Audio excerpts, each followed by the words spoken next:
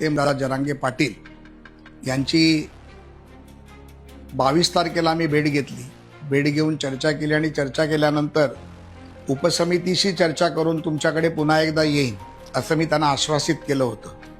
त्यांचे अनेक प्रश्न होते, ज्या प्रश्नाची उत्तरं देखील अनेक प्रश्नाची उत्तरं मिळाली आहेत. जे त्यांचं आंदोलन 30 तारखेला होणार होतं, जे त्यांनी माझ्या शब्दासाठी थांबवलं, त्या आंदोलनात न होण्यासाठीचा जो प्रयत्न होता तो देखील मी केला. आणि सन्माननीय विखे पाटील साहेब, सन्माननीय एकनाथरावजी शिंदे, सन्माननीय उदयजी सामंत यांच्याशी देखील या विषयावर चर्चा झाली.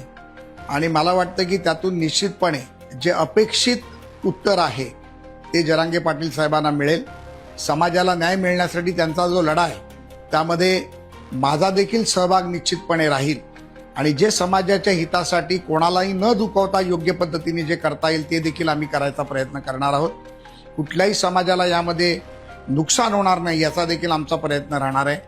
त्यामुळे येणाऱ्या 29 तारखेला माननीय विखे पाटील साहेबांबरोबर मी अंतरवाली सराटीला जाऊन माननीय जरांगे पाटील मनोजदादांची भेट घेणार आहे.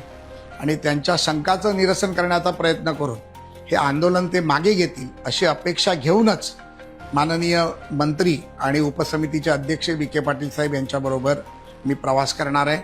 तरी मला अपेक्षा आहे की समाजाला निश्चितपणे न्याय मिळेल आणि यामध्ये कोणालाही भावना दुखावणार नाही, त्याचा मी प्रयत्न करेन. धन्यवाद.